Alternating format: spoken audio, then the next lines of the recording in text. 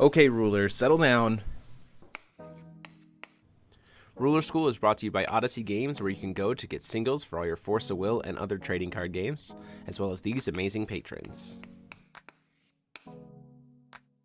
Special thanks to guest lecturer member Vite Ramen. Thank you for your support. Class is in session. Hey there, rulers, DMO73 here, finally back with a recorded feature match. But before we get into that, just want to remind you that Odyssey Games has pre-orders for the 7th available right now. You can check the link in the description below to get pre-orders for both pre-release kits and the main set for release week. That being said, let's jump right in. We're going to be playing a very interesting take on Faria. Thank you to the new Dolly Resonator from the new set to give us some pretty cool selection ability with our strangers and really kind of ramp up what the deck is capable of in terms of its ability to control the game. It's certainly more of a death and taxes kind of approach, but just being able to use it more consistently while still being a J-Ruler beats deck. And Paul is going to be playing an updated take on Dark Alice using cards from Saga Cluster. So let's go ahead and jump right in here with game 1. Looks like Paul will be going on the draw. So obviously the opening hand for the Faria, we want to see a Dolly, which you see we have there in hand. We want to see Regalia so that we can flip quickly. And then you also see we have that Lennis Wish in hand, which you'll see why we want that card in a little bit. Also a Genesis, which is a very strong start for this hand. Just missing a Regalia at this point that isn't Genesis, so that we can trigger that free judgment. So going in here into turn 1, calling our first stone, we hit a 6-stage Memoria, which sets us up pretty nicely.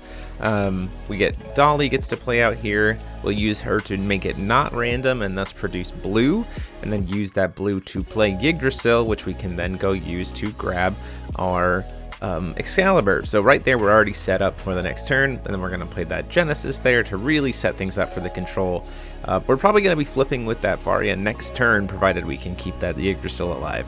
And you'll see why when the time comes. So using Energize here to flash in Mikage Raya at end of turn to send a Sigurd to grave. A little bit of a greedy start without being able to immediately play the Sigurd, but it is, it's a free way for him to be able to push in 4 damage, get some life gain up, at least get a body on board.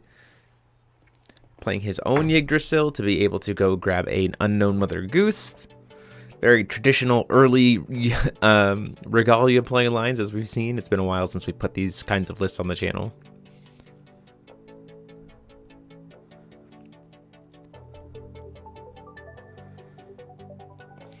Swinging in with that Mikage Raya, gets the hit for 4, drain for 4, 44-36.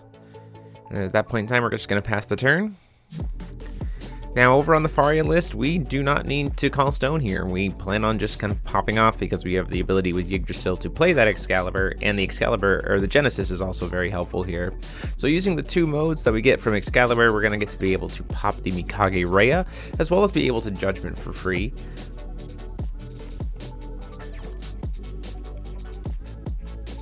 And the main reason for this is, as opposed to, we don't have an Excalibur. I don't think at this point we had a Grand Cross reincarnation in hand. So because we didn't, we weren't too worried about having a stranger to be able to use it. But we're just going to go ahead and get rid of the Raya because she is a flyer. Judgment, and then Faria on her enter says I get to get a stranger at random and put it into the field. But thanks to Dolly, I can make that non-random, so I can just go grab a Chronos. Chronos here is kind of the linchpin of the deck. What we're going to be doing here is telling him that he cannot play, I think we say Resonators, and then just pass the turn there. So Paula is at a point where even if he does hit a Greedstone, he can't play the Sigurd, which feels pretty dang good.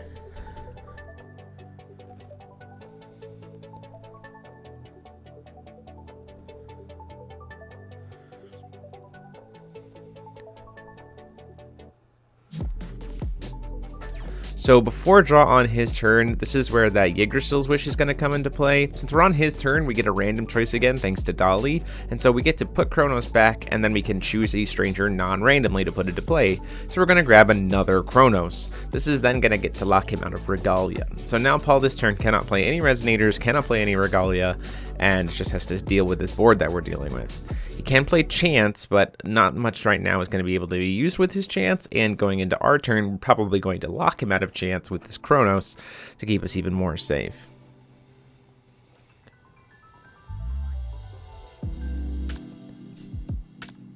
Down comes that Mikage. I guess we chose Chance. Oh no, this is my turn.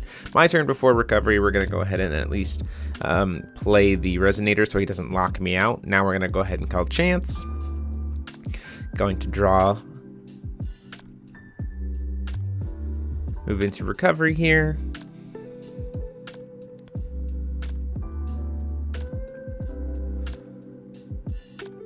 Going to go ahead, thinking about using some will here, but ultimately choosing to go into combat. First with the Chronos. Paul says, yep, that's fine, I'll take it. Goes down to 30.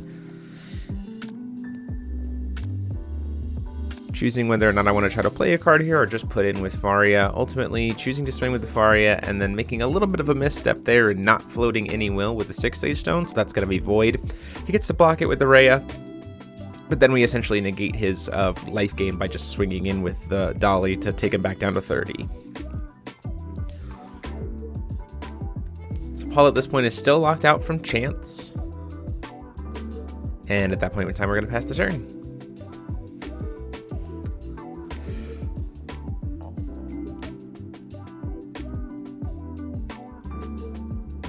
Seeing another Heaven's Rift, so still no way to play that Sigurd from grave. It's a little unfortunate here. Gets to play the Unknown Mother Goose, start generating that value that way.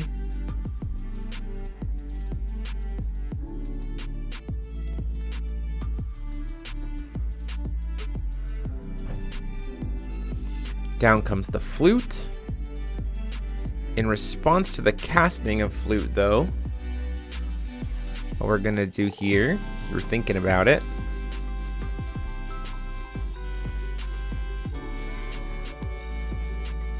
We're gonna go ahead and produce some additional will there, as well as green from the Genesis to be able to cast Awakening of the Winged Lord. We're kind of hoping to hit a Road to the Sacred Queen here, so that Yggdrasil would come, or that Flute would come into play tapped. Ultimately, unfortunately, just hitting a Excalibur, which still is fine because then we just cycle the Excaliburs out, but we don't get any triggers off of it, which feels a little unfortunate. So down comes the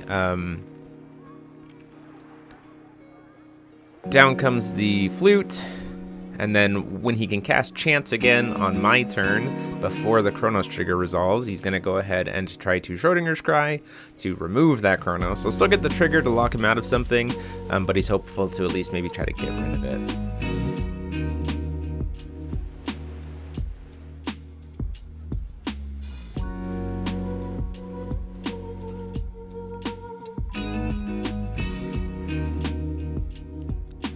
Thinking about what to do here, we're going to go ahead and potentially do God's Art before recovery.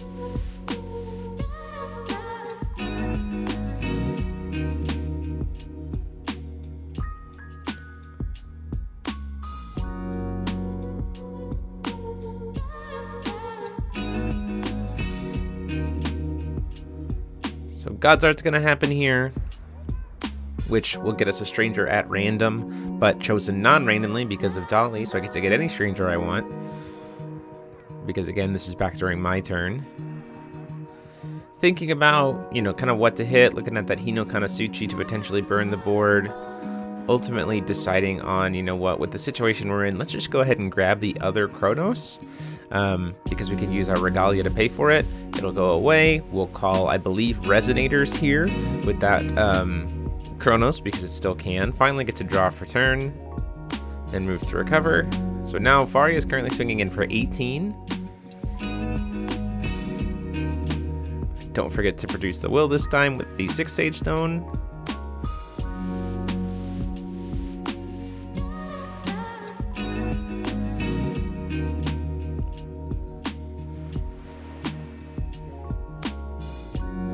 We're going to go ahead and cast the Chronos from hand. Genesis lets us produce the black for it that we need.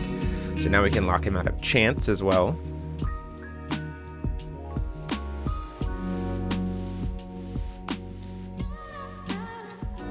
Using the blue from earlier to play Dolly, which we can then choose to make non-random, so we're going to get to draw a card. Moving into combat. Swing the Dolly that can attack into the Yggdrasil to cut him off from some will there, which makes a lot of sense, and then swing it in for 18. Paul choosing not to block, wanting to keep that will resources available, which makes a lot of sense. I'm working on pretty limited will resources at this point, so he's at a place where being able to judgment could potentially really pay off for him here, especially since he's got the ability to start wiping boards with how many darkness crystals he has, and he has the ability to kill Faria as well now that her God's Art is used up.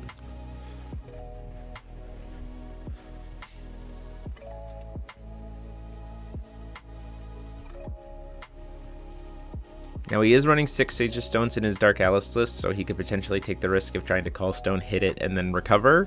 But with what's on the board, he doesn't necessarily have the safety there, and we really need to be able to at least clear something off this board so that he doesn't get locked down even further.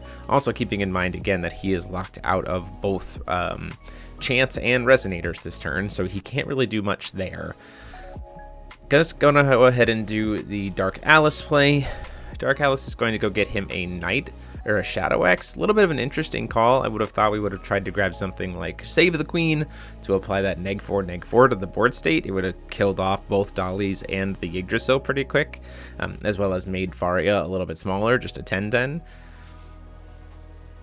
But we do grab the Sowders, gets him some additional darkness crystals.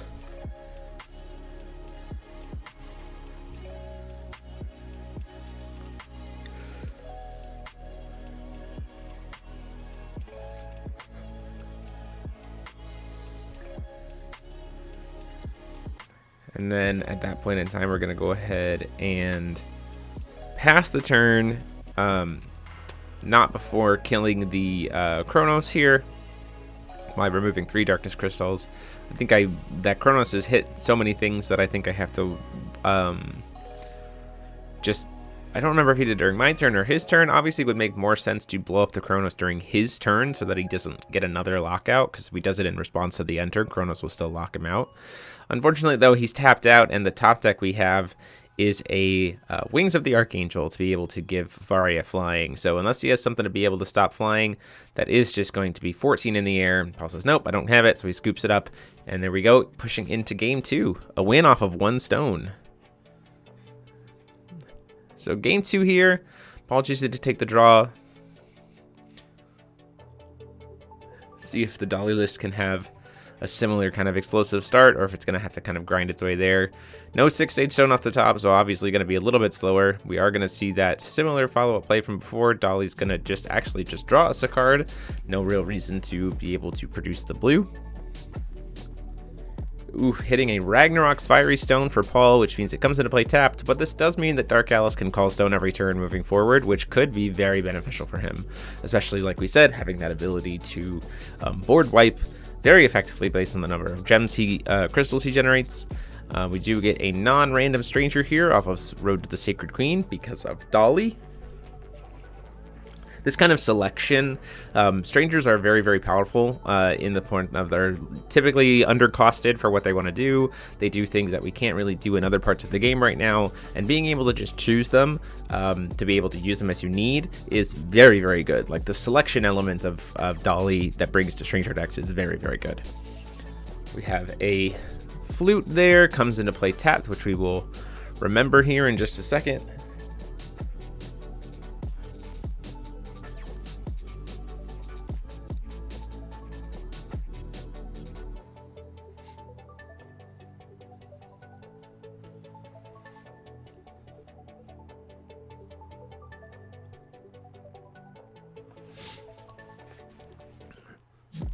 Deciding whether or not to try to judgment this turn based on the known field, saying, yes, you know what? I think I do want to do that. So we'll play the Excalibur. I think we're doing this to get a stranger non-randomly to hand.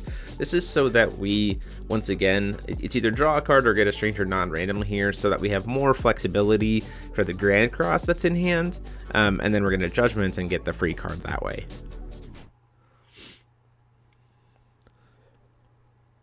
So you're going to draw the card, have more deck selection there, because we already do have at least one stranger in hand to turn on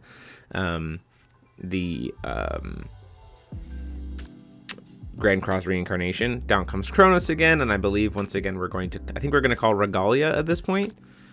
And then Dolly's, I'm going to start to swing with Dolly, and then I'm like, oh wait, it's huge because of Institute. That doesn't make sense. We're not going to do that, and then we'll pass the turn.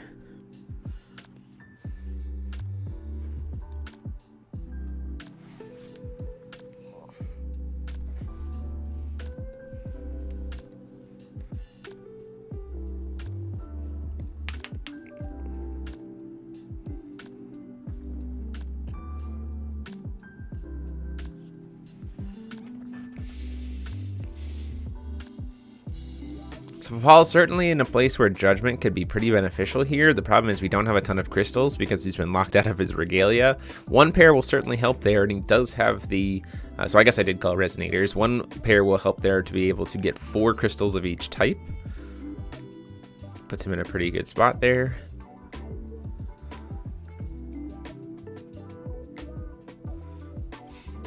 With about one more will, it definitely feels like Paul would be in a place to be able to force a God Art from Faria and then be able to kill her pretty effectively. We just need a little bit more playroom first. Before recovery, we're going to go ahead and do Grand Cross Reincarnation. We're going to reveal the blue wizard, but we're not going to use its effect. I believe we're using the modes to go search for a Regalia and then force him to sacrifice a Resonator or an entity. He's going to choose to float the will and then pass the turn, let it go to the flute get killed. This will, unfortunately, the will that he floats won't pass through to main phase because of when produced will dissipates, but at that point in time he thinks that it's more relevant to keep that versus the Institute. I kind of disagree. I think that keeping the flute would have been a better option there, would have left him with a level of 6 will going into my turn after Judgment. Gonna go ahead and swing with the Kronos and produce, get a Sowders. And then we realize that it can't possibly block, which is why you see that transition there. And then, so he'll take the 10, and then he'll take another 14 from the Faria.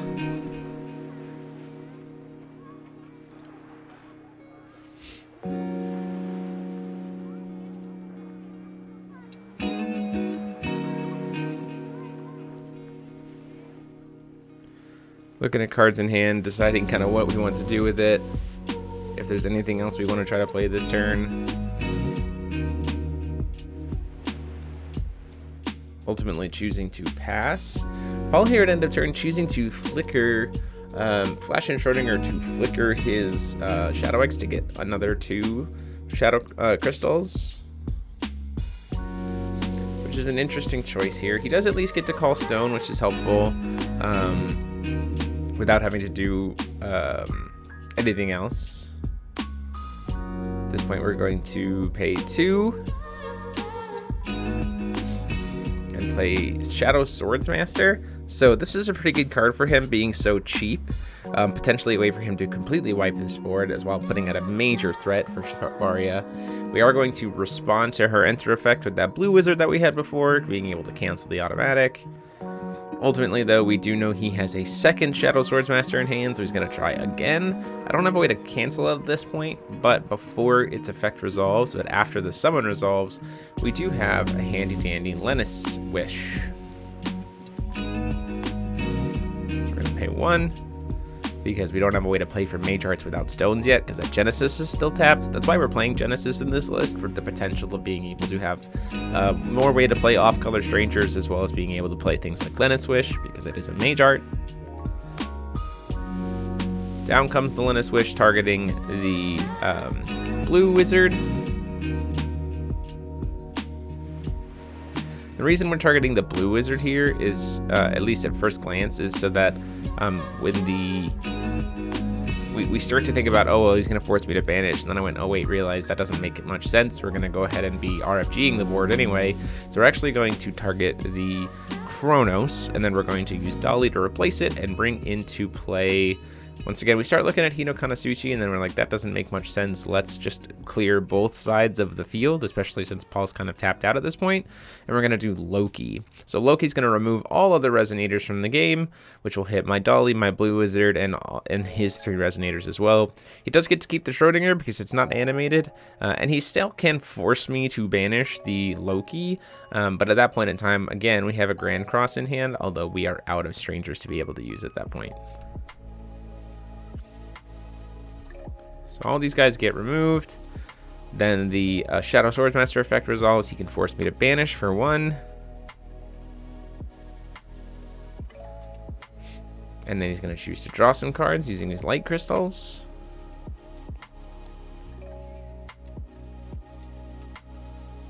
Choosing to leave open Schrodinger to potentially serve as a blocker during my turn. Before we're going to go ahead and randomly do God's Art. We don't have a way to... we don't have a way to choose, but we've narrowed down the stranger list, so we've still got 2 Hino Kanasuchis in there, which is still good value. And then again, now that we have... I think we have 2 Grand Crosses in hand, so if we really wanted to, if he does animate that, if whatever it was, we could have brought Loki back and then also done the second Grand Cross to do Loki's effect to therefore get rid of the Schrodinger after it animates. So he's going to animate it, make it the Precision and Bane. He doesn't have any light crystals to give it Eternal, so because of that, and because it becomes, so its timestamp is later, it's not going to get the buff from Academy, so or Institute, so we can actually just do Grand Cross Reincarnation, and then reveal the Hino Kanasuchi. But either way, we can do the modes to force him to sack something and then deal 1,000. So that'll clear that off, and that'll be the game. So there you guys have it. Dolly is super fun introduction to Stranger Rulers. That's it. Tune back for deck profiles later this week. And until next time, class dismissed.